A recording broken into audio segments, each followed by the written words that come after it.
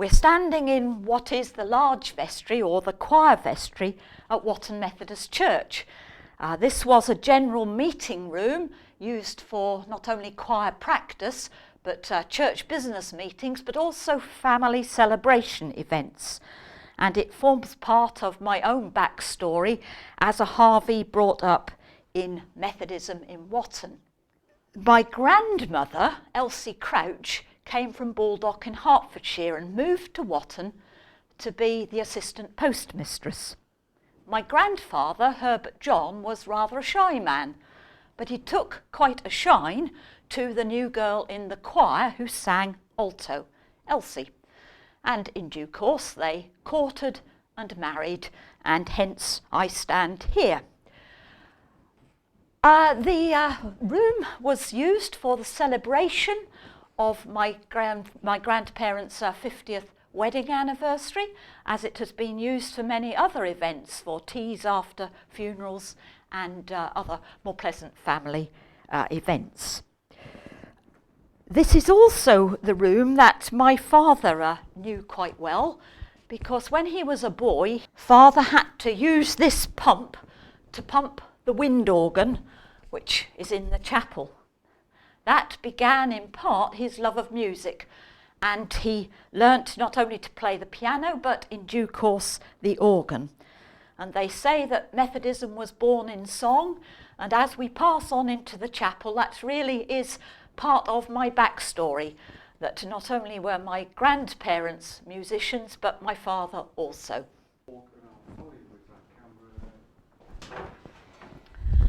I'm moving towards the organ itself, but just pausing by the hymn number board. My father pointed out that if I ever forgot the date of the opening of the chapel here, then I would find it on the bottom of the hymn board, July the 7th, 1927. The hymn board was gifted by some members of one of the other chapels in the circuit as a gift to Watton on this special occasion. This is the organ which father played for 50 years, well over 50 years, often both evening and morning services.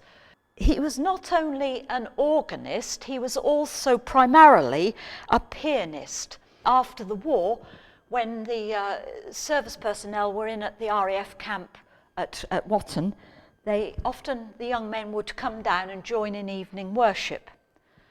And Granny and Grandad Harvey, who lived in a property on the Dereham Road called Sunny View, used to invite these gents back to have a cup of tea and fellowship and friendship, because they were all obviously away from home. And they would meet in the front room, and Dad would play the piano and they'd sing and enjoy themselves and then go back to barracks.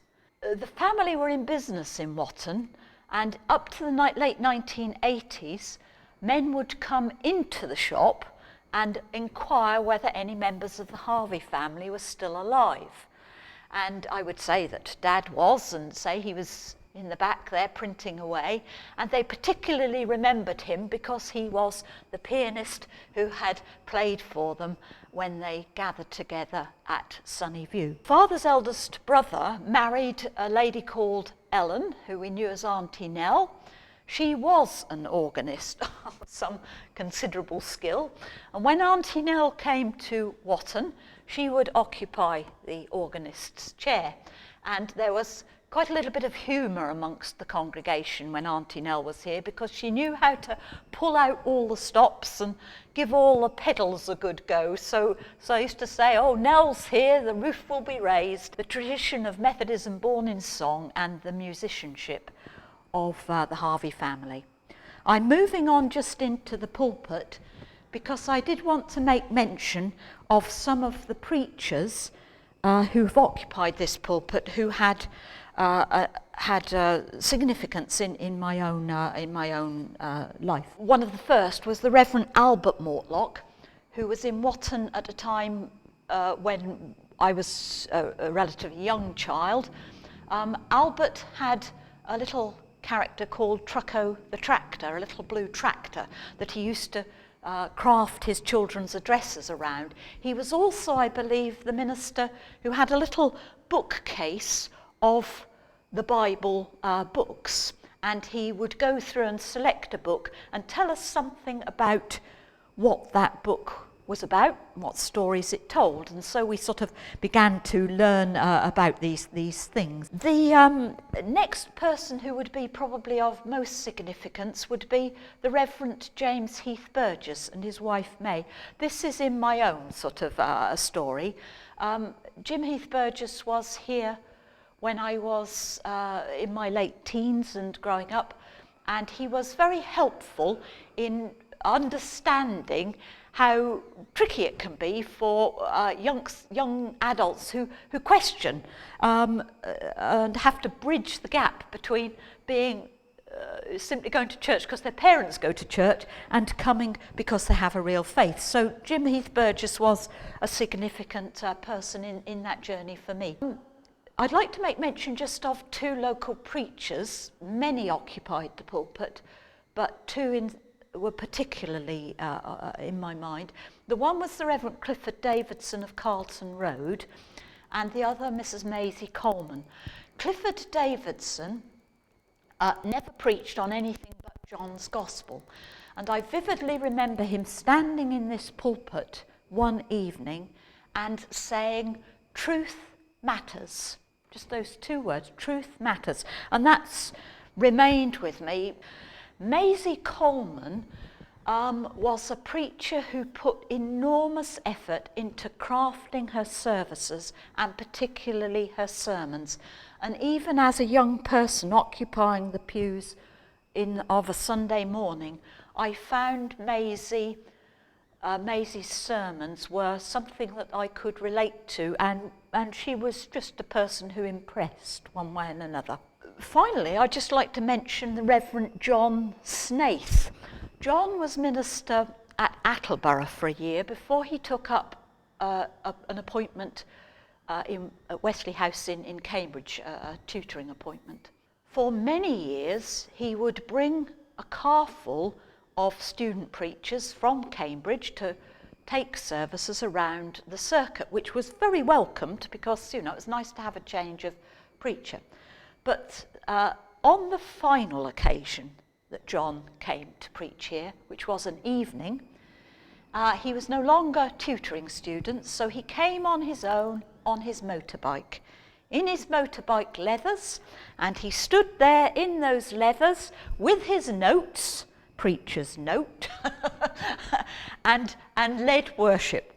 And he particularly liked to come to Watton because of the depth of the fellowship he felt here, and also he liked Dad's sensitive musicianship, and I quote that, on the organ with the hymns. And I think that was something, that Dad was a very sensitive player of hymns. He would hear the words in his mind as he played them, as if he were singing them too. I'm moving down towards the memorial stone for Daniel Dunnett. Daniel was not only an outstandingly faithful member of this church and founder of the Sunday school, he was also recorded as a deed poll member of the conference, which in those days, the late 1800s, was a very significant thing to happen to a man who was born in Rocklands, this part of the world. His brother John was in business in Rocklands. Daniel Dunnett, along with Adcox, Edwards and Harveys, who are all names familiar to the chapel here, were business people in the town. And Daniel Dunnett's business, which was drapery and general goods, occupied the site on Market Street, where the Dutch Flower Parade is and the Chinese takeaway, in that sort of area there. We have a family connection here because my great-grandmother, Sophia, was John Dunnett's daughter and Daniel's niece.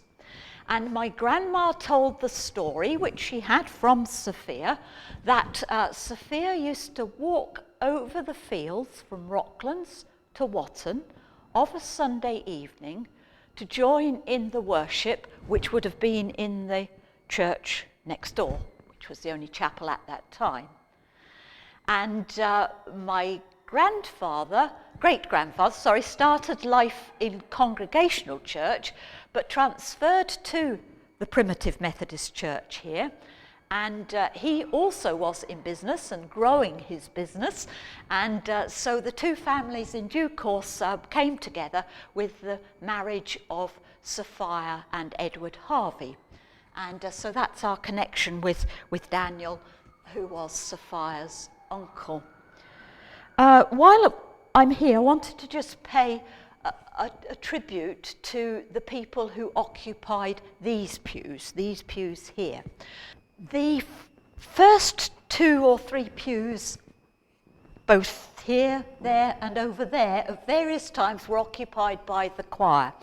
And I just wanted to pay tribute to Sylvia and Tony Morris, who were musicians who brought their musicianship to the chapel. Sylvia would often play the piano, and often for the evening services, and Tony was the choir master and had a very good tenor voice.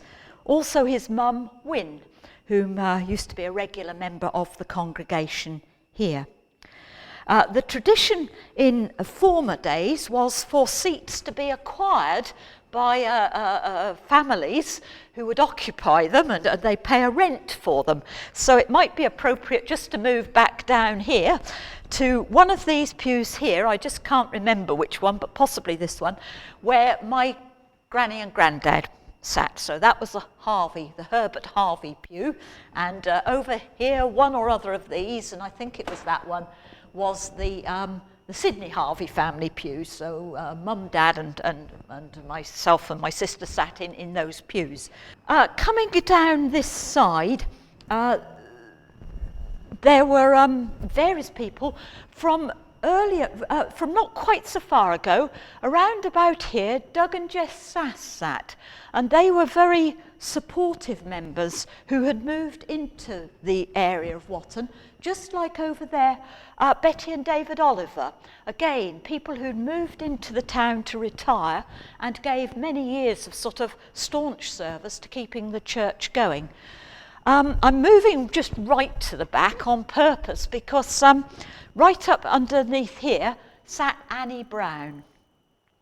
Annie Brown and Mum were good friends, and Annie Brown had access to this window here. In our garden in the autumn, there was only one flower that grew well, and that was the Chinese lantern, things with little orange flowers on. When it came to the Harvest Festival decorations, Mum would do this window with the Chinese lanterns, and it was a standing joke between Annie Brown and Mum, "Are you going to put those Chinese lanterns in again, Netta?" So the Chinese lanterns occupied there. Somewhere along here as well sat Mr. and Mrs. Sad and their son Andrew, who's still attached to the church. Of more recent memory, of course, somewhere around about here was often occupied by Flossie Cassidy.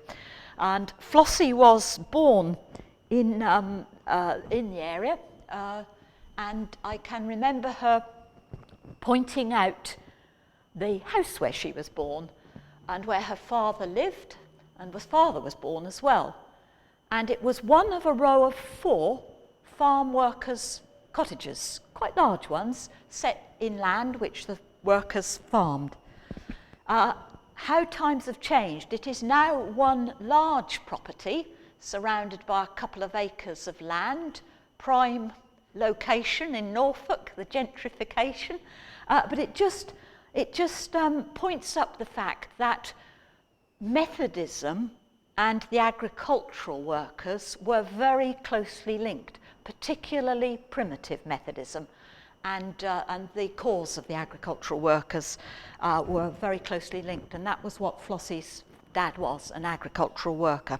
She was very proud of that. Other people, just to mention, who were very regular were Mr. and Mrs. Simons, of course, over somewhere here, and the Chapman family somewhere in that vicinity there. But round in the back corner over here were Mr. and Mrs. Elsiegood and their young people, and it was something of a thing about who was going to occupy the back pews. And of course nowadays they like us all to kind of like try and move forwards. Other people who were very staunch in the past were people like Alice and Wilfred Howe from Thompson. Wilfred was a farmer, Green Farm. They came to morning service. They also supported the small Thompson Chapel in the afternoon. But they were very much part of the fellowship here.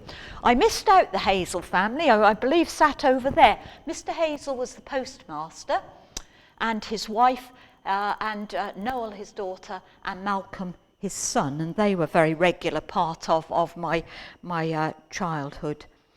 Another person who was very regular and staunch was, of course, Joan Saunders, who was Jeanette's mum, a very significant part of our church life. Ernest Codling and his family, they came with the Sunday school. Ernest worked in the Sunday school.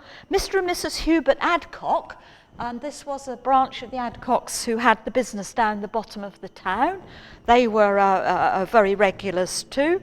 My Auntie Ina, she was a pianist and an organist as well, and occupied the organ. And Uncle Wilfred, as we called him, my father's cousin, Uncle Wilfred, he was an organist and a local preacher and a regular member. I'm just finishing off in this pew because this was where my granny and I sat after Grandad passed. I used to come to evening worship with Dad, who played the organ in the evenings, and Granny. And Granny was an alto, and it was here that I learnt how to sing the alto lines of the hymns. And yes, she played a significant part in my coming to be a member of the Methodist Chapel. I just made a comment on my notes that the pews were peopled with loyal members who gave an air of a certain social stability and pastoral care to the chapel. And that, I think, was something for which many of us who grew up in the chapel were extremely grateful, and is hard come by these days, but it still exists here in Watton, which has a very significant tradition of pastoral care and stability, and of welcoming people into its fold and its worship. I'm standing by the Harvey stones. These are put into the building as it goes up and are of significant members of the church who contributed to the building of the new property. On the back side are my great grandparents, Mr. and Mrs. E. Harvey, and here Mr. and Mrs. E. A. Harvey, that was the eldest son, Edward Albert, who was very instrumental in the fundraising and so forth for the chapel here, along with others. This is a memorial to Percy, who died at about 40, possibly from tuberculosis. And then on this side are the initials of all the other children. My great-grandparents had 9 children. 2 died very early childhood, the first and the last, and the remaining ones are initialed here. There was Flossie and Eva had a disability. Flossie never married but looked after her sister. There was Burton, married to Louis, and they were Aunt Kathleen Wyre's parents. And there was Lacey and Marguerite, known as Daisy in the family for obvious reasons, and he became a tailor born in Lincolnshire and involved in liberal politics. And then there was HJH and EEH, which is Herbert John Harvey and Elsie Elizabeth Harvey Crouch, and they are my grandparents. But I did just want to make mention of my great-great-grandfather, Edward Harvey, who founded the family business which became Harvey and Sons, but started as Harvey and Stace and Harvey.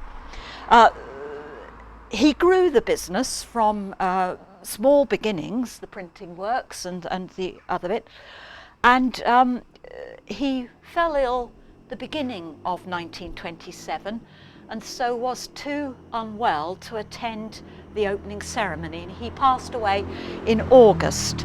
But I did just want to read this little bit of a tribute that was paid by the meeting of the Lynn and Cambridge District Committee, so that was one of the main meetings of the district, who solemnly record the death of Mr. Edward Harvey of Watton, which took place on August the 21st at the age of 77. Our brother had been a loyal primitive Methodist for very many years, had taken a great interest in connectional, district and circuit affairs, and had served the cause he loved with unstinted labours and magnificent generosity. The fine church opened this year at Watton is to a large extent the outcome of his enthusiasm and generous gifts. I'll pause it just at that point because it pays the relevant tribute. There is no doubt that amongst other businesses in Watton, Harvey's as printers donated a lot to the church in the form of printed documents and invitations to this, that and the other, some of which are probably on display. But it was really Edward Harvey, the founder, who was in the early stages the initiator of getting these premises built. And as things happened, his responsibilities passed to his eldest son, Mr. Edward Albert Harvey, who took on many roles, but my grandfather, Herbert John, at the bottom of the list, was the youngest son. And it was the tradition in the Harvey family that the youngest son stoked the chapel boiler. And we're actually standing more or less where the chapel boiler was. This part of the building, the new building, didn't exist at that time, and there was an entry to the boiler room. And I just wanted to say this because although my father wasn't the youngest son of his family, he was the only one left in Watton. And many a time when I had to go and pick him up on a Saturday night from the business premises up the street, we would stop just outside there. He would slip out of the car, trot up here, down into the boiler room to make sure that the boiler switch was on, ready for the heating the next day. Fortunately, in due course, the boiler was altered and became more automated, but that was a young person's memory of that. We're passing on into the what I knew as the Sunday school premises, but what was the original primitive Methodist Church in Watton. There was a tradition amongst the family that said that the family were extremely proud of the fact that the primitive Methodist chapel, which was very teetotal in tradition, i.e. non-drinking, managed to buy up the premises of the old maltings. And so there we are. But we're moving on into the Sunday school room as I know it. You may wonder why I'm sitting here with a bear, a bee and a Minnie Mouse. Well, I'll explain that just in a minute. But I'm sitting in what was the junior and senior section of the Sunday school as I knew it when I was a child and young person growing up. And I'm sitting in this particular point for a reason that, again, I'll let you know a little later on. The business of fundraising has been something which Methodists have excelled at for many years. And amongst the what I call Harvey archive, in other words the print shop specimens, are the various bits which they printed off for the appeals to buy the land next door, the trustees' appeal to members of the church and congregation in June 1914 to actually purchase the land, and then this rather battered now programme for the a bazaar at the Wayland Hall in Watton, which is where the museum is now in town. Of course, this was not helpful for bazaars, being the church as well, which was held in 1916 and is detailed as in aid of the fund for the purchase of the maltings and proposed new church. It has a proper bit about the appeal, and Mr. Dunnett's eldest son, B.S., was the trust secretary, and E.A. Harvey, the eldest son of Edward, was the trust's treasurer. And then you've got the details of all the stalls and who was manning them and what they provided. 1, 2, 3, 4, 5, 6, 7. I just detail all of that out. You had an opening hymn and a ceremony at the beginning. This was part of Harvey and Sons' contribution towards these events. They printed all of these at a sort of cost rate. The fundraising continued way on into the 1930s to pay off the debt. And indeed, Mr. Mark Moore of Great Cressingham, who was a wealthy man in his own right, often made loans to chapels doing building projects like this. And Father used to say that the understanding was that the final bit of the loan which Mr. Moore made was actually never paid and written off by Mr. Moore in his generosity towards the chapel. But I wanted to just point out that these little creatures are products of a more recent bazaars. My mum was good with her hands and liked to make these sort of creatures. This little bear is called Mr. Burnside, believe it or not. He's got Scottish connections. He had the misfortune when the bazaar arrived to not have had his nose put on. So he stayed at home, and there he stayed ever since. So he was made for a bazaar when I was in my late teens or whatever. Likewise was Little B, made by Mother. I must pay tribute to my mother, who backed my father all the way. And this is Micro Minnie Mouse. And Elsie Warby, as we know her, produced a lot of little mice one year for the bazaar. And these were the sort of things which people handcrafted, and Mr. Broadwater's Dayton apricot chutney and various people's buns and this, that and the other. It was all quite a significant effort. And I can remember as a child this room as it formerly was, and it has had some minor alterations. I can remember this with an old traditional bazaar taking place. There would be frames around the stalls which were patterned and ornated, and lots of things which had been handmade on the stalls, and they drew people. People knew they were buying something of quality. But I just wanted to take a moment just to read this little bit, which is from the book by Arnold Bennett called Anna of the Five Towns. And it centres on Methodism and Methodism's love of the bazaar and making things. The bazaar was triumphant, an unparalleled success. And of the 7 stalls, the Sunday school stalls stood first each night in the nightly returns. The scene in the town hall on the 4th and final night, a Saturday, was as delirious and gay as a carnival.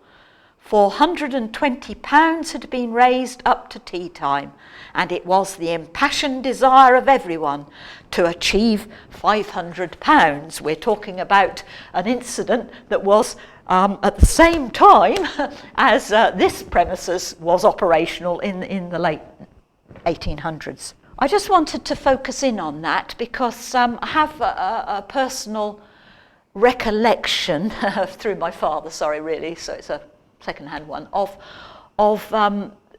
my Grandma Harvey, who was just recently married to Grandpa when the fundraising began.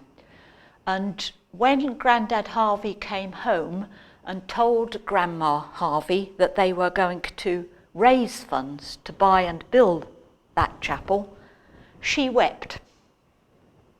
And she told Dad that. I wept. Because of the significant amount of extra work that it put on the women folk and the men folk too, to create things for these bazaars and sales of work, which were the primary means of the church raising these required funds. As a young wife, she would have expected to have raised a family, and she was a considerably caring person as well. And so this was all extra on top of newly married life. And she wept when she knew that they were going to have to do all of this fundraising, which continued well on into the 1930s. But I'm sitting here just to conclude with a very personal memory. I'm approximately where I would have been on the stairs which went up in the old premises to the schoolrooms above. The harvest festivals were something significant in those days. People used to bring their own homegrown produce, and there would be these wonderful sales conducted by an auctioneer. And they took place in this part of the building, and the auctioneer would be up there and all the stuff would be spread out, and I would be given an allocation of money by Mum and Dad, and all of the pews, all this would be packed with people sat on the pews, and I would be parked on the stairs because I could eyeball the auctioneer at that point. And I'd sit there with my pennies and I'd do my bidding. And because there was considerable competition amongst people to buy these goods, the prices would go quite high, so eventually one would have to cease bidding. But every now and then the auctioneer would stop and say, "Sold to the young lady on the stairs." So he halted the auction at that point so that I could buy something. A happy memory of, yes, a very stable childhood in a very stable Christian community that led one on to active faith and active membership. Thank you for your time and listening.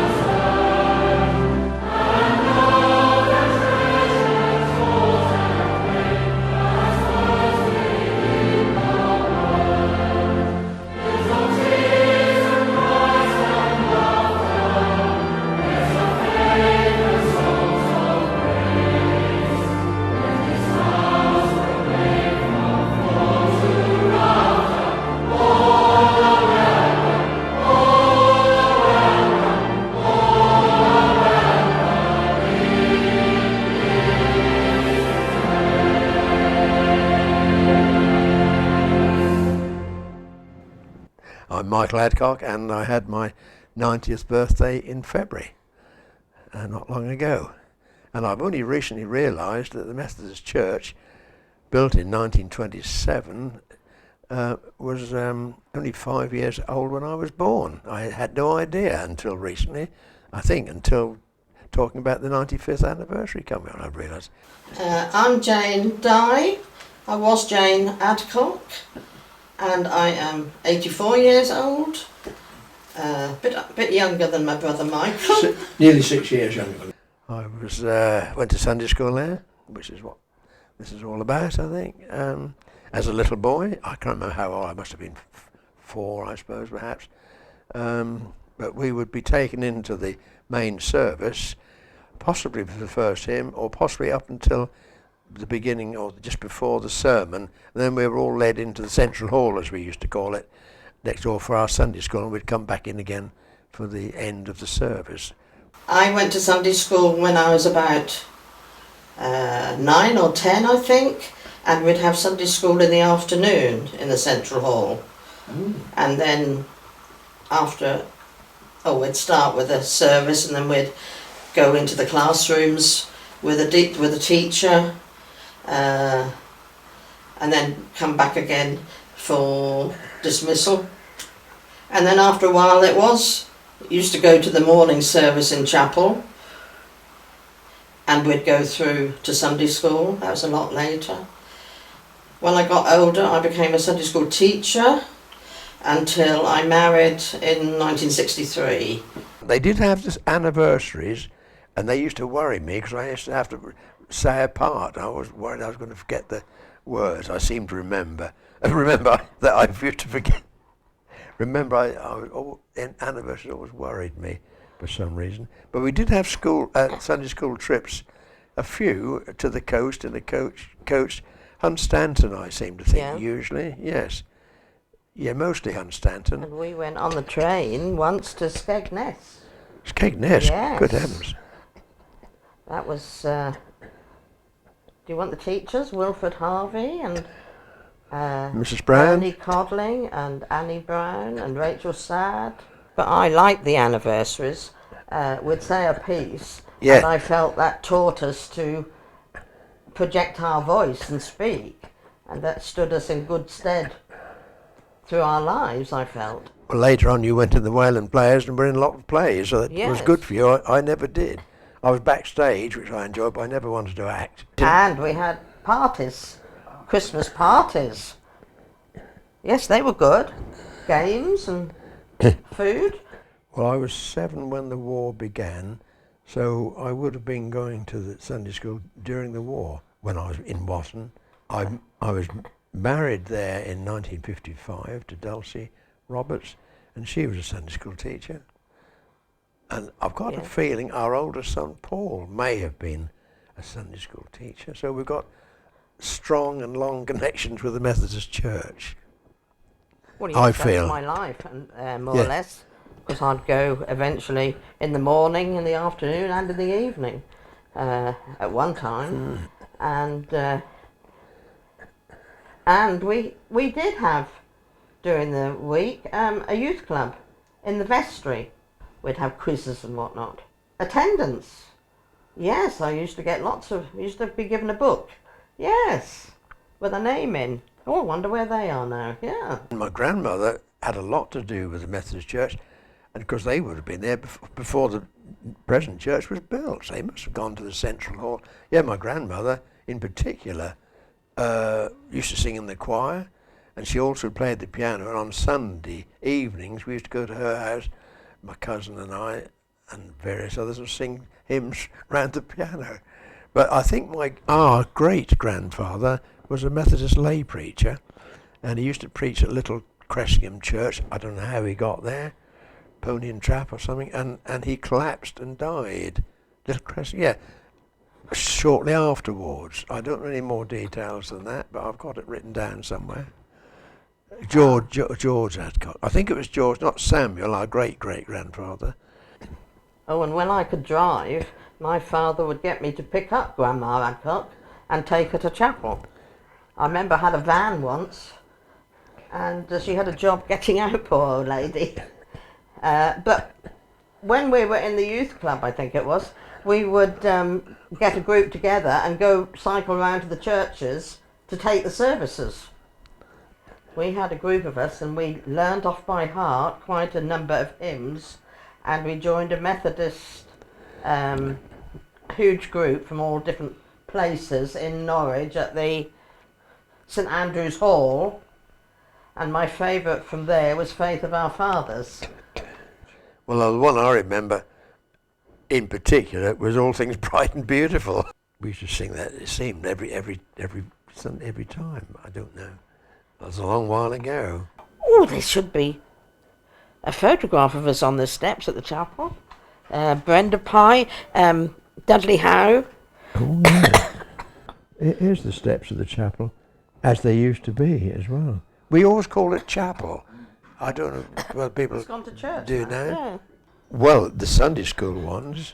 Reverend Stacey and his wife and 2 sons were at the chapel. He was the Reverend at some, Yeah. and I went to Bristol to stay with Uncle Bill and Auntie Claire, Yeah. and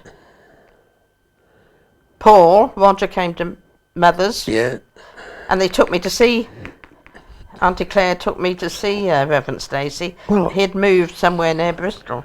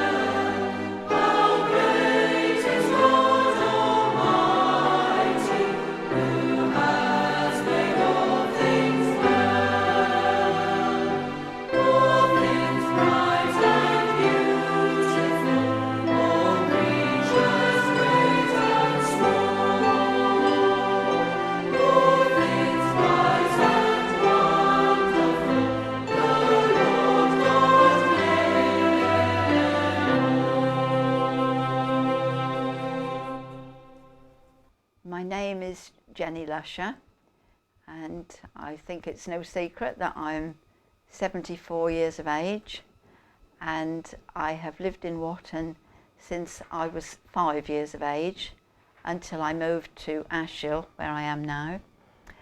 I initially grew up in the Methodist Church at East Dereham, where we were living from the time that I was born. I went to Trinity Sunday School and used to go along with my mother to the women's fellowship meetings, where I was allowed to take up the collection. My mother comes from a long line of Methodist people. Her grandfather, an uncle and an aunt were all Methodist local preachers. Her brother also became a Methodist local preacher and eventually a pastor in the Baptist Church before returning back to the Methodist Church, where he still is a member at the age of 93. We moved to Watton in 1952. That was my mother, my father, my sister, who was then about 6 weeks old, and myself, aged 5. When my family and I moved into the bakery that stood in Thetford Road, Watton, at the age of 5, and at the beginning of September 1952, I was enrolled into Watton Junior School to start my education. I also at the same time was taken to Sunday school at the Methodist Church.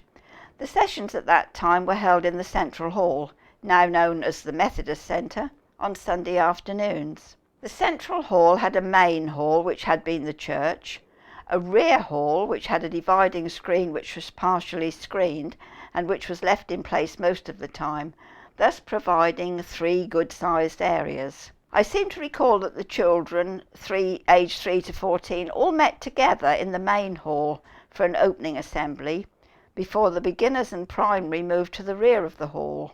During class time, the children were divided into groups.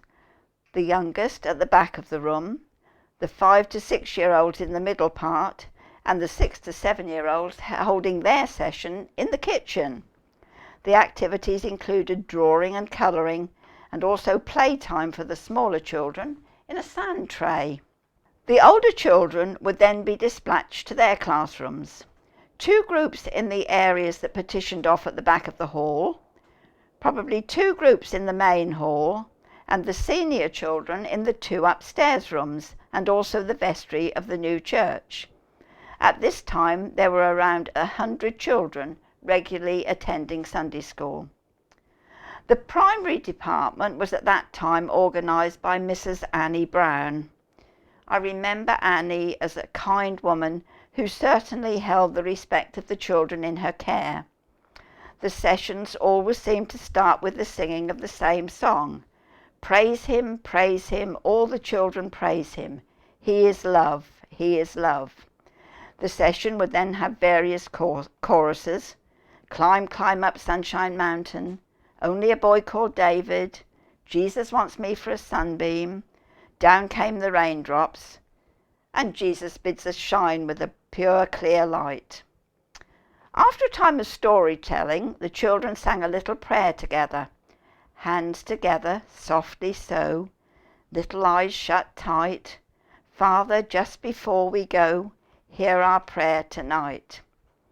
This prayer was followed by a gusty rendition of Our Sunday School is over and we are going home. Goodbye, goodbye, we will be kind and true. Then being asked, what are we going to be? An enthusiastic shout of kind and true. At age 7 we became juniors and at 11 seniors, from where we were encouraged to return to the beginners and primary section to become helpers and teachers. Sunday School Anniversary was one of the highlights of the year. Held in June, the anniversaries in the 50s and 60s were 3 services on a Sunday and either a repeat of the evening service or a new performance on the following Tuesday or Thursday evening. The preparation for the anniversary would take place for several weeks prior to the event, with rehearsals, which we called practices, on Sunday afternoons, and also after school during the week.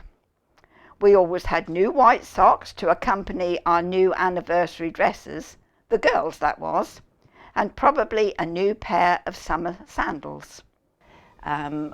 One other lady who I can mention, I'm sure, being Leslie Chapman as she was then, and I normally had the first and the last recitations in the anniversary because we were the ones that spoke out the loudest and the clearest. Something else, I suppose, that we can be proud of. I remember on one particular occasion, and I think it was on the 100th anniversary of the Sunday school, we had made all kinds of preparations, and it was going to be a really, really exciting day. And I woke up on the Sunday morning feeling very uncomfortable and realising in my mind that I was developing mumps. I laid as hard as I could on the swollen side of my face in the hopes that it would go down because I desperately wanted to be at that anniversary service. That was in the days when you could actually see a doctor on a Sunday morning, because my mother contacted the doctor and Dr. Shanks came out and absolutely decreed that I could certainly not go to Sunday school because I had indeed got mumps. That was a very, very disappointing day in my Sunday school life. I recall that my Sunday school collection was threepence a week, a 12-sided threepenny piece. When we spelt pence with a D, you will need to be over 60 to understand that. During my time as Sunday school superintendent, I wrote the services for at least 2 occasions, and recently found copies of these services while clearing out the contents of my late mother's loft. Christmas was exciting for Sunday school events. In the 2 weeks or so before Christmas, several of the older children and members of staff, along with a few parents, would go around Watton carol singing. I remember on one occasion knocking on a door on the Crescent on Merton Road, and the gentleman of the house shouting to his wife, "Mother, have you got anything to shut this lot up?" Obviously not a church member. In later years, along with the brownies of the 3rd Watton pack, of which I was Brown Owl, we used to hold carol singing sessions in Watton High Street, under the clock, to raise money for various charities. These were very successful, and we also again joined with the brownies on Christmas morning to sing to the residents at Linden Court. Sunday school Christmas parties were always well attended, the lady teachers spending the afternoon making sandwiches, ham, egg and banana. Jellies were made the night before, and it was quite a challenge feeding so many. Games, as always, were suited to the ages of the children, and varied from Ring-a-Ring-a-Roses and Old MacDonald Had a Farm, to a very daring Murder in the Dark, and best of all, Postman's Knock. In the late 1960s, it was decided to change the name of the Sunday school to Junior Church to make it more appropriate, and around this time we also changed to morning sessions. The children being part of the family church worship for the first part of the service, before moving to the hall for their own groups. This remained the case under various leadership until Elsie Warby eventually had to close the junior church due to lack of children. As the girls in my year group grew into teenage years, and because we were mostly from church-going families, we were invited to membership classes, and after a period of time we became members of the church. The minister at this time was Albert Mortlock, who along with his wife arranged and supported the group of girls to bond together. Thus the Coffee Pot Lot was formed. It was not an exclusive group, and young people from other churches and denominations became involved. On one occasion a visit was arranged for several of us to go to Albert Mortlock's former church in Wimbledon for an overnight stay. We were billeted at various homes, and this visit was a return visit from one the previous autumn, when a group came to Watton from Wimbledon and camped at Green Farm Thompson, home of Wilfred and Alice Howe. This event was a barbecue and get-together. The Coffee Pot Lot, over a number of years, organised coffee evenings and various fundraising events for different good causes. These events were often held together by Leslie Cowling, who was very good with poems and silly songs, although I think that on at least one occasion our humour was not necessarily approved of. I'm not sure of the exact dates, but I also recall that during the early 1960s, and possibly before, the post office in Watton, under the control of Harry Hazel, both sub-postmaster and Methodist local preacher, used the Central Hall, now the Methodist Centre, as an overflow sorting office at Christmas, allowing more space for the enormous amount of Christmas posts that used to be managed at that time. Can anyone remember me working behind the counter at the post office from 1962 to 1967? My first employment. In the annual Scripture Union examination, I remember on one occasion I did apparently extremely well, which I was very pleased about, and we all had our certificates and so on.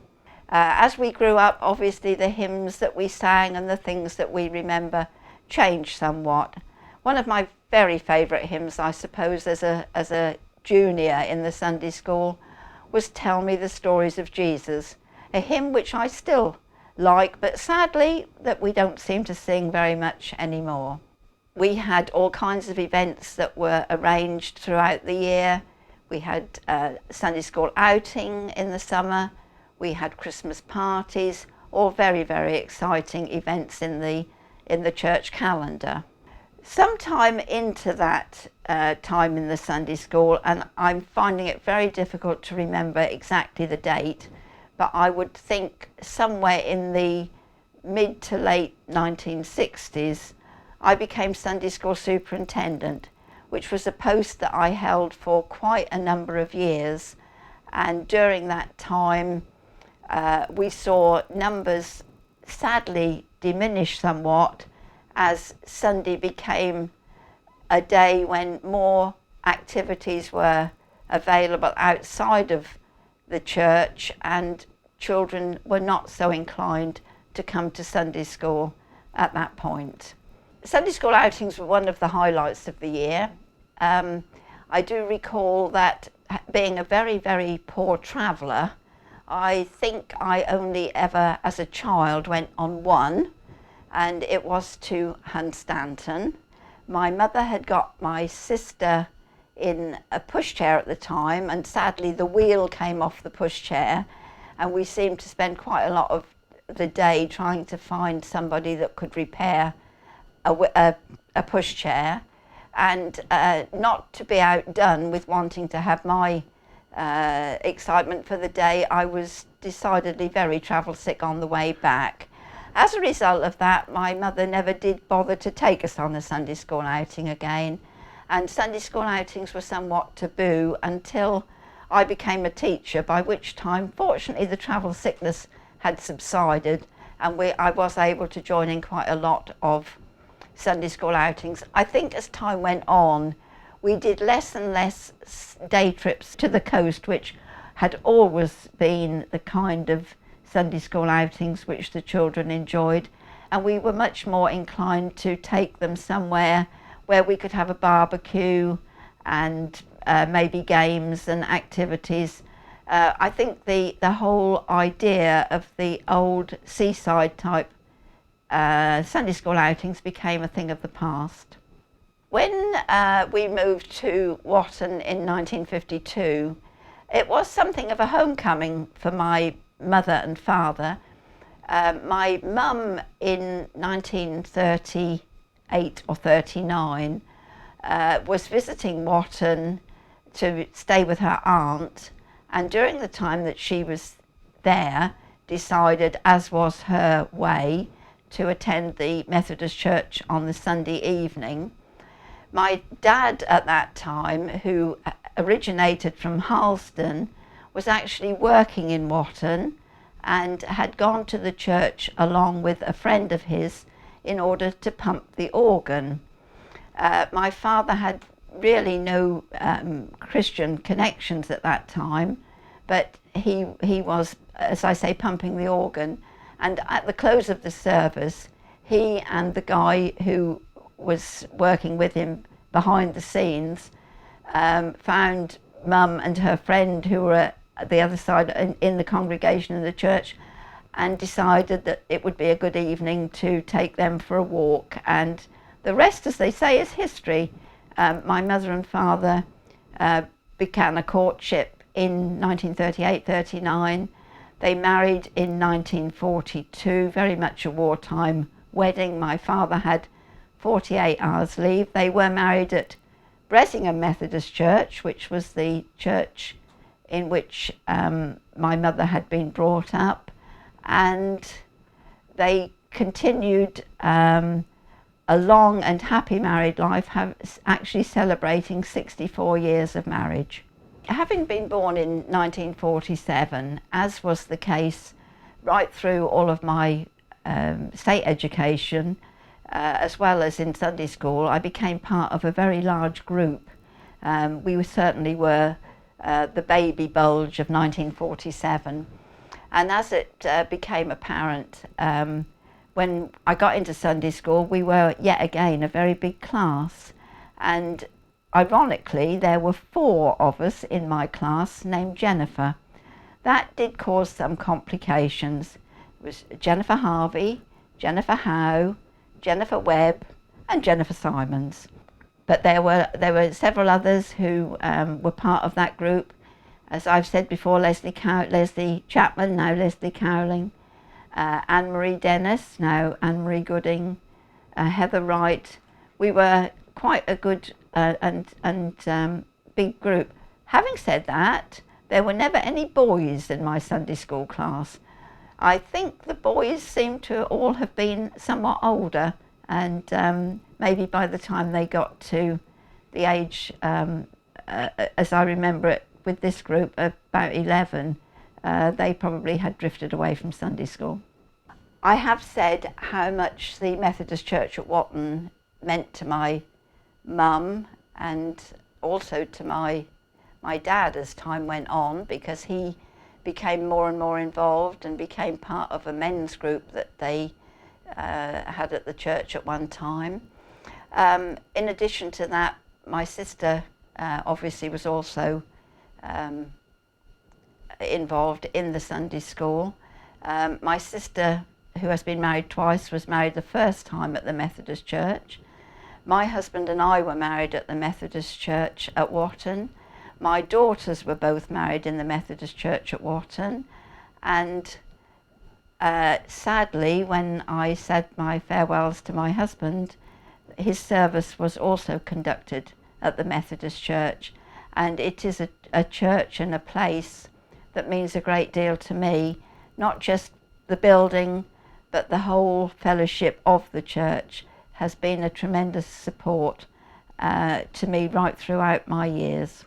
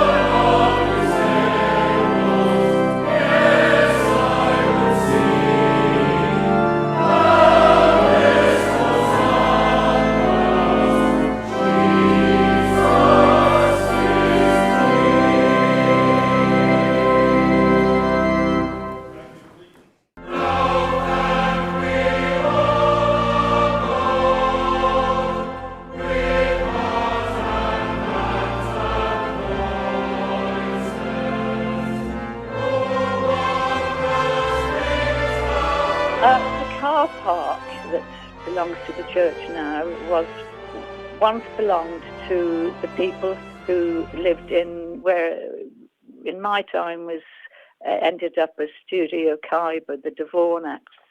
And behind there was a lovely vegetable garden which belonged to them. In the back room, the primary room, where since then I've been to coffee mornings, that my teachers were Judy Brown and Dulcie Roberts, as they were then. And I can remember we used to sing You in My Small Corner. And now, in between there and the main room at the top, there was a harmonium. We children used to like to go and play the harmonium every now and again. We used to get into trouble sometimes.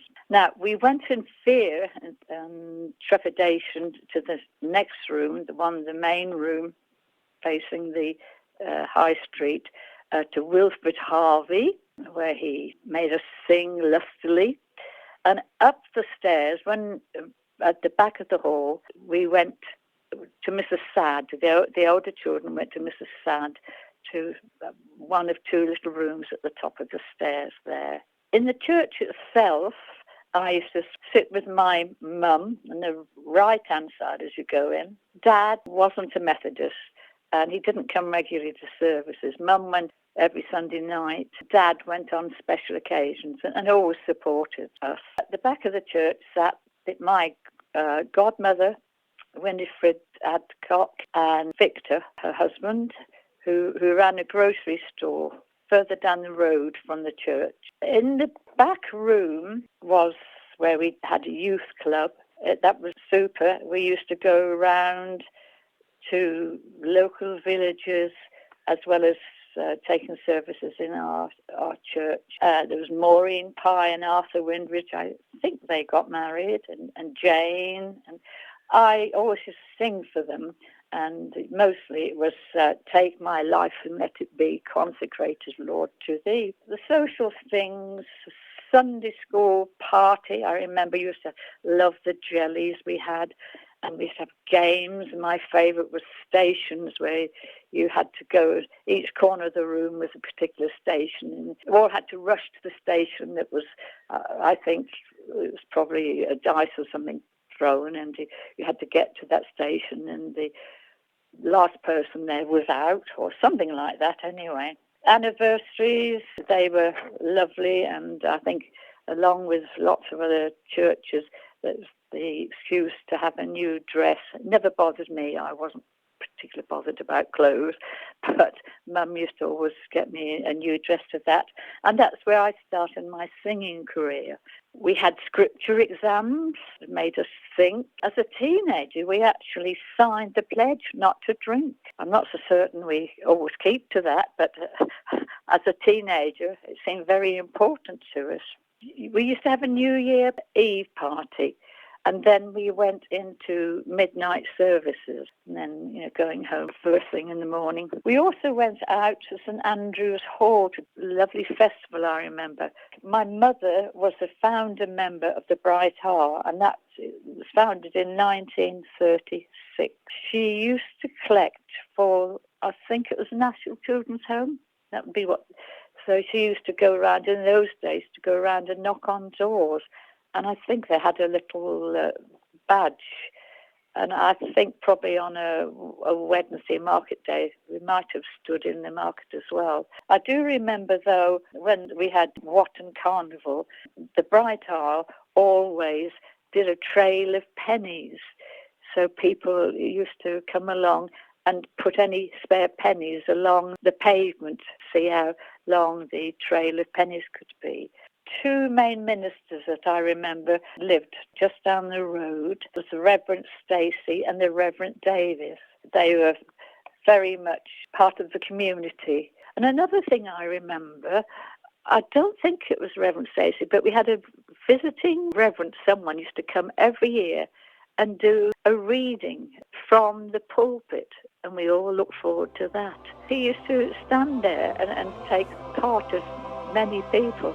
My husband, Colin, once actually took a service because he was very much a lay preacher at that point.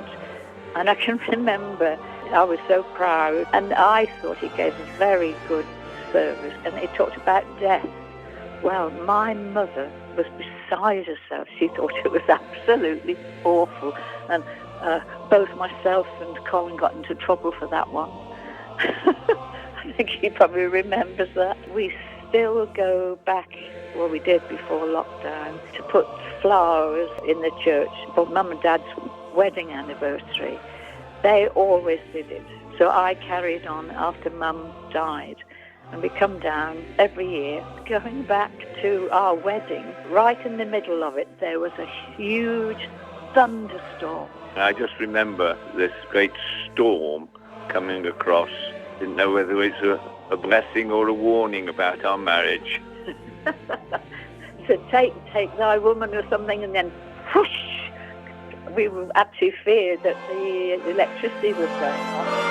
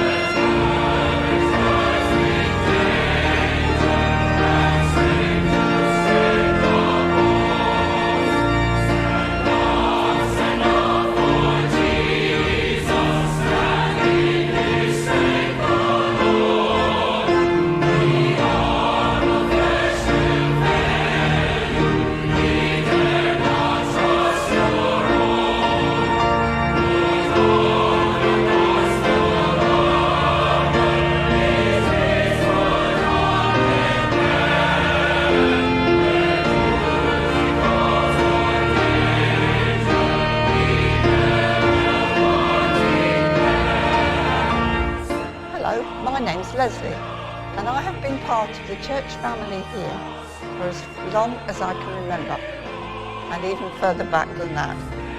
There is documentary evidence in the form of a rather ancient cradle roll to support the claim that I was baptised here when I was about 12 weeks old. My mother used to bring me to morning service, and I apparently sat on her lap and yawned my way through many a sermon. This is not something I have entirely lost the ability to do. When I was old enough, I was brought to Sunday school, where I came under the influence of some very dedicated people whose faith and commitment I'm sure I absorbed by a process of osmosis, really, over the following weeks and years. Mind you, that's not to say that on occasions these folk didn't feel that they were having to suffer from little children who had precious few holy traits and were much more inclined to mess about, ask awkward questions, and in my case, show off. I could never resist an audience. To some extent, Sunday school was quite similar to day school, as indeed Robert Raikes, who founded the movement nationally, intended that it should be. We did drawing and writing. We learned things by heart, heard stories and tried to remember what they meant. As far as I can remember, though, there was no maths, and that was a blessing to me. We even had homework, learning and remembering texts or poems, and we did exams and got certificates and prizes for attendance. The highlight of the year, for most children, was the Sunday school anniversary. For others, it was more of a nightmare. But either way, it was certainly an event. There was always a new dress for the anniversary, and we were scrubbed and polished from head to foot, and much to my disgust, I even had to submit to having a bow in my hair. Mostly we stayed on at Sunday school, year in and year out. I certainly did. And we made friends for life. In fact, there are some people helping this weekend and supporting this weekend, were there then and are still around now and are still willing to be associated with Watton Methodist Church. We moved through the stages of Sunday school, beginners, primary, junior, until we reached the dizzy heights of seniors, where we were expected to help with the younger children to find other ways of giving something back to an environment which had given us so much over many years. I think my generation was very fortunate in that we were children, teenagers, young adults, at a time when it was pretty much the norm to go to church, to go to Sunday school, to be received into membership. I was always slightly mad that at that time it was received into membership and not, as my other friends at school sometimes were, and that was confirmed. Confirmed sounded much better. Meant the same thing. So we came along and we went to plays and pageants and took part in all sorts of outings and parties, and we learned skills which have helped us in many ways through life. One person in particular remembers being taught to speak up and speak out. Say it to the clock at the back. And it is a skill which she says she has used continuously throughout her adult life. As we grew up a bit more, we went to youth group called Coffee Pot. And the group met on Sunday evenings after church. For me, this was generally in the time of a minister called Mr. Mortlock, who was most definitely not of the opinion that young people couldn't do things. He was absolutely determined that we weren't going to be bored or idle or in any way to waste any of the talents we might have been given. We were put to work. Coffee evenings, raising money for good causes, concerts, helping at services, even, I seem to remember, helping to redecorate the chapel at Home Hale, although that didn't prove to be much of a talent for most of us. Over the years, I have enjoyed being involved in lots of plans and schemes, most especially flower festivals, harvest entertainments, and the annual Full House service, which was held at Pentecost. Education Sunday was when the children from the 3 local schools came and shared their enthusiasms and work with us. And then, of course, there was the redevelopment of the building next door as the Christian Community Centre. I should pay tribute to my parents, who inspired me encouraged me, and basically what they didn't think of, I was encouraged to do. Think of it and do it. Being a member of the church has always been a part of my life, and I'm grateful to those who have supported and cared for me over the years, sharing the good times and being there for me when times were tough.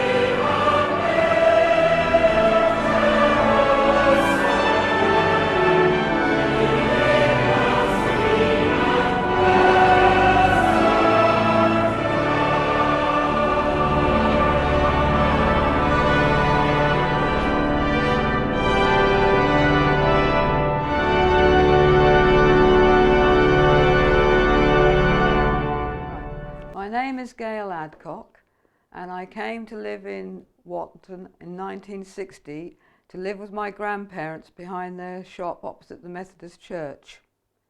My mother worked at RAF Watton, my grandmother ran a china shop with household goods, my uncle had an electrical shop attached. And I think the reason why I went to the Methodist Sunday school, because Grandma and Mum could do with a morning off. And so my brother, he would refuse to go, but off I went quite cheerfully after being introduced by my mother. And having not been in England long and been in a modern house in America, everywhere in England was so dark and quaint.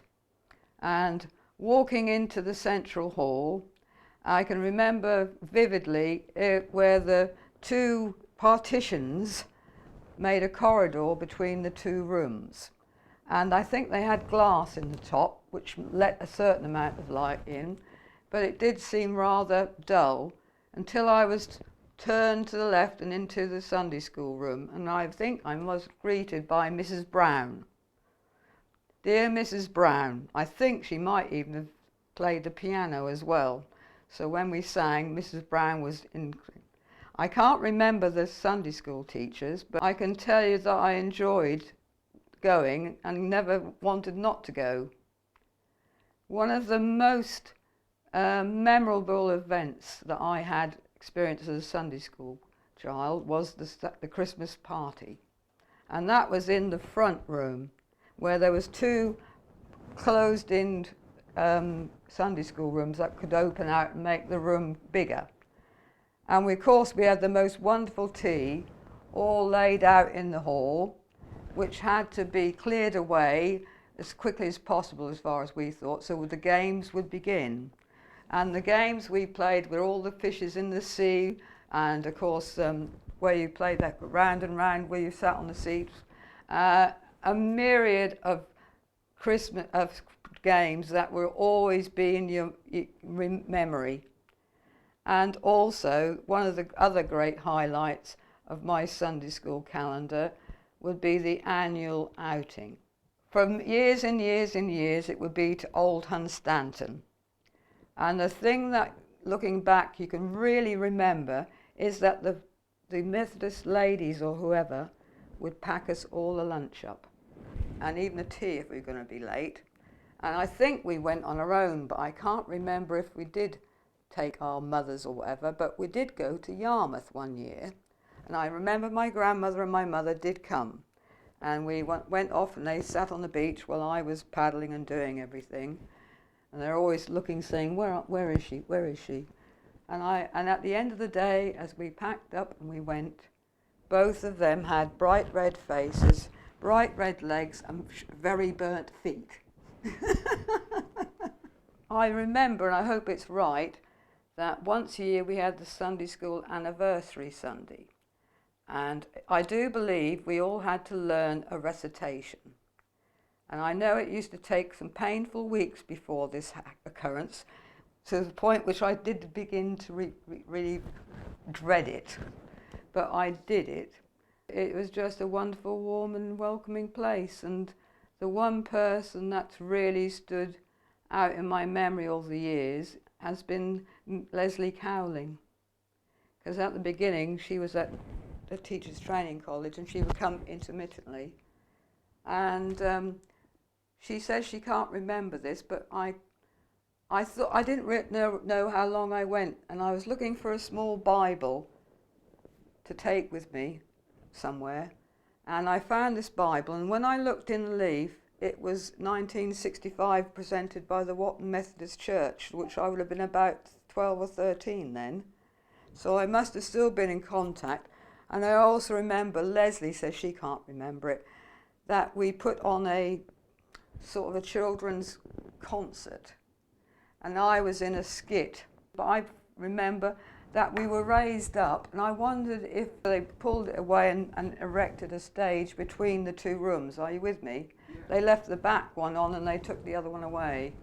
And the one memory I also have, I believe that a farmer, it might have been the Howe family, we went down and had a picnic in one of their meadows.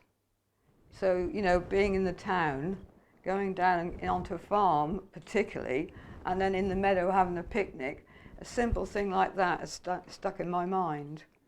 I remember the opening of the new Watton Christian Community Centre in 1989, and I know that Gillian Shepherd was there.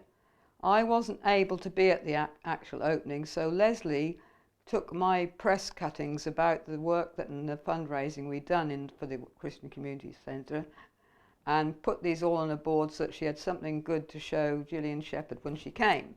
Shortly after this, in 1989, the centre was experiencing cash flow problems. So Leslie Cowling got together a committee for that, and we did fundraising events every month for 2 years until the money was freer. When the Christian Community Centre project came into being, I think it was more after it had been done that it was decided that we hadn't quite got enough money to run it and such like and pay for everything. So the first event that we did between the St Mary's and the Methodist Church was an Edwardian garden party in the vicarage on Norwich Road, the old vicarage, and it was to be the last event, so it was really quite a swan song for the poor vicarage that was to be no more. And the ladies of both churches, they decided what was to be done. They would have a marquee with which they had displayed all the cakes on layers, and all the ladies had their little caps and their aprons, and they were dressed in the actual Edwardian outfits, which was absolutely lovely. And lots of people that came wore the costume, and all us helping did. And the mainstay was the Watton Silver Band, which played continually all afternoon, which was wonderful. Along the edges of it's a very vast lawn at the vicarage, were various side shows like bowling for a pig. What's the one where you hit the stings through the hoopla? There was all sorts of, there was a little tent marquee that Anne Durrant had, and she'd put in all her antique curios, and you had to guess what they were or what they did and such like. There were children going around selling those, or little posies to put on your buttonhole. What else have they got the children doing? they got their own little things for the children. I'd got a little baby at the time, and I dressed him in a frilly bonnet and put him in my big old coach pram that I'd borrowed from a neighbour. My daughter was in her, and she was charged with looking after her baby brother in the pram. My eldest son was dressed up in knickerbockers and a butt and whatnot, and he was very pleased because he won the dressing up bit. He'd won that. He's very proud of that. And they even had a old-fashioned ice cream cart that you pedalled. All little tables so you could go and have your afternoon tea. There was rows of seats so you could sit and listen to the band. And with that, with the cawing of the rooks and crows or whatever in the trees, that all went very well, and that raised £610, which was a lot of money then. And then in 1989, when we still needed money, I asked Leslie Cowling if she would come with me and do an old-time music hall in the Queen's Hall. I would do the catering. We did a sausage and mash supper with peas and apple pie and custard. And luckily, the foresight of the then committee of the Queen's Hall had put in hot cupboards at the back behind the stage.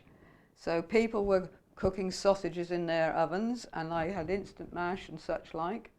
There were I think 3 or 4 long tables down the Queen's Hall, sideways on so that everybody could turn themselves and see the stage.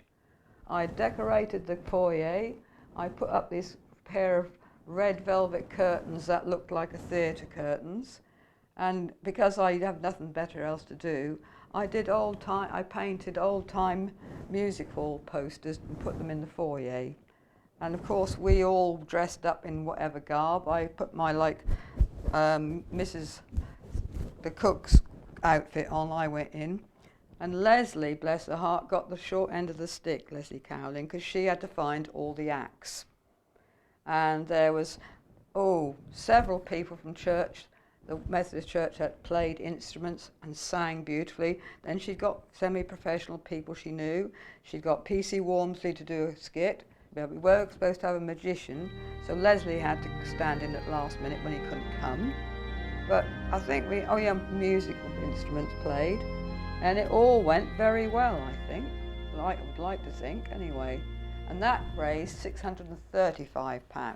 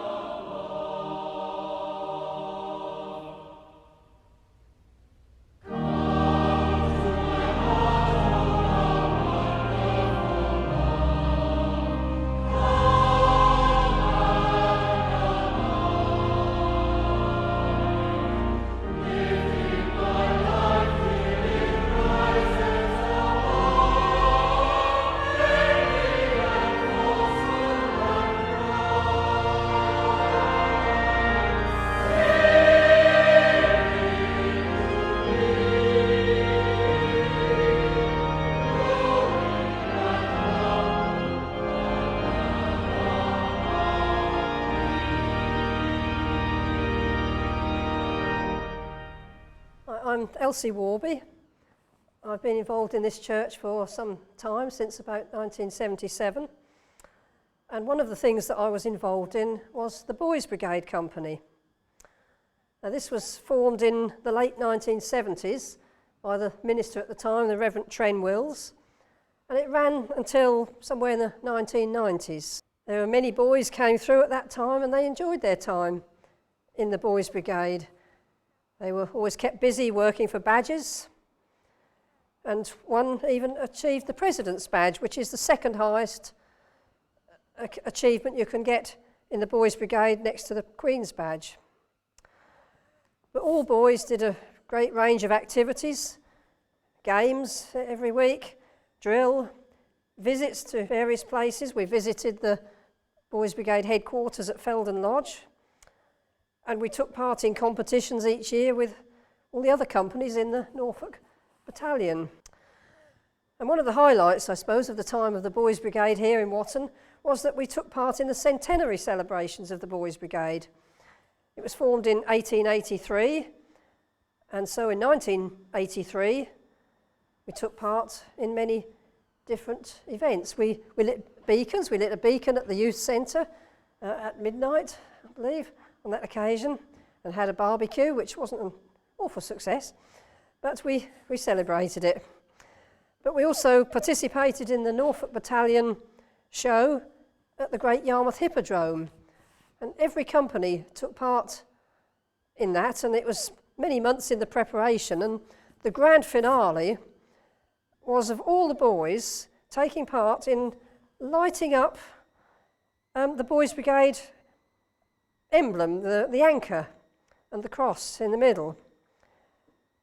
And each boy was given a torch, and each boy had a number in the pattern. It was laid out in a pattern on the floor in the middle of this big hippodrome ring, and we'd practiced lighting the torch at a certain word in a song. And the song was One Voice by Barry Manilow, I seem to remember. And at certain words, each boy, of all the hundreds of boys in the battalion, had to light their torch. And the ones who were in the cross bit in the middle, the red cross, they had a red torch. And at the end of singing that, or hearing that song played, each boy lit up their torch, and at the end, in the darkness, there was this massive show of the Boys Brigade emblem of the anchor. We also took part in church events. I found a photograph that I'd forgotten of, that we did a drill display on the car park at a church fete, and they took part in services in the church. We took part in the junior church anniversary, and on one occasion there was the junior church, the Boys Brigade and the Girls Brigade, a great number of children all taking part in that service.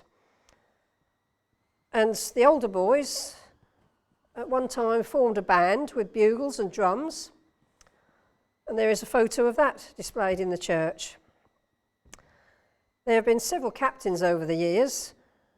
The first one I really remember was Mike Flood, and there was Mavis Sykes, the minister's wife, and Martin Neve, and Robert Barrowman, along with quite a few other officers and helpers.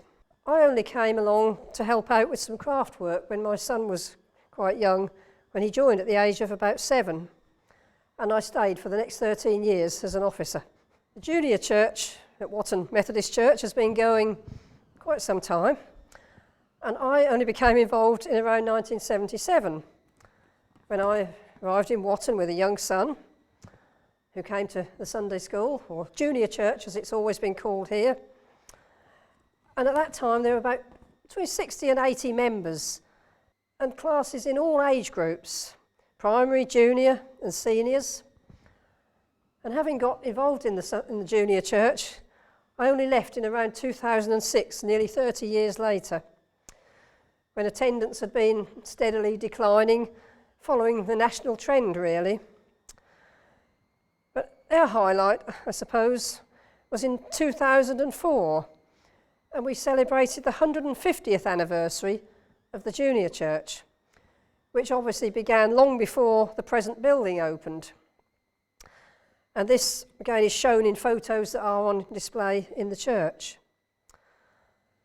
And all through the years, members of the junior church took part in church services. They would always join in the church service at the beginning before leaving for their own activities in the centre. And each year we had an anniversary service in May, and at Christmas we did a Christmas nativity. Now in the early days, when we had lots of young children, that would have been a traditional nativity with the girls dressed up as angels, Mary and Joseph and the three wise men, and so on. But as we got less children and less variety of ages, it evolved into more perhaps seasonal sketches and telling the story in different ways. But we always commemorated Christmas with the junior church. And annually, I think at the beginning of the new year in September, everyone got presented with a book, according to their age, a Christian book. And many of the children also got involved in a sister organisation, well, a national Methodist organisation called JMA. It was Junior Mission for All, but originally began many, many years ago as the Junior Missionary Association. And the idea was that children would collect small amounts of money, just pennies perhaps, for the work of missions overseas. And they collected from their family and friends and the congregation in the church. They would go round each week, and it became quite enthusiastic in our junior church, and we compared notes with the other churches in the circuit, and eventually we got to the top of the tree, being the most successful JMA collectors in the circuit. And the children got rewarded for that. They got a medal each year with bars to add to it each year. And in the later stages, it sort of changed its image.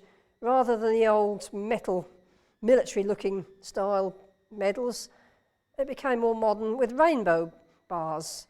And the symbol of the JMA was then the rainbow.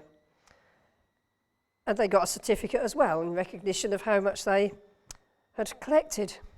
So throughout those many years of the junior church, children stayed, sometimes for many years, sometimes they only came through for a short while. But all children had that opportunity of learning about the Christian way of life and about Jesus Christ.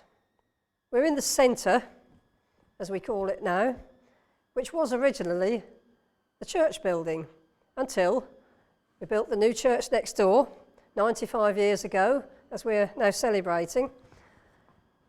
And I have been administrator here for 27 years now, and have seen many changes in my time in that work, especially more in the last 2 years. In the early days, when I started working here, there was only a handful of local groups, but it grew and grew to be a very wide range of user groups. There were many people from the local community, but also people from all over Norfolk.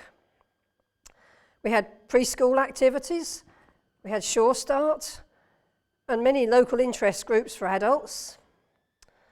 There was knitting, sewing, yoga, painting, lace making, patchwork. There are indoor markets, dancing lessons, a choir, and now a memory cafe for people with dementia and their carers. And many other support groups have included foster carers. There are workshops for older people run by Creative Arts East, sponsored by Breckland Council. And the food bank is also a fairly recent addition in the last few years, as it moved here when it was looking for new premises. I think our longest running groups here in this centre are the Watton Evening WI and the Country Market and the Watton Society. This is effectively their home. And of course all the Methodist Church groups have used the centre at some point in the life of the church for all the different things that have gone on in here. But in the recent months, even more new ventures are taking place. The turning point, I think, for the centre came in 1989, when the building reopened after a major refurbishment.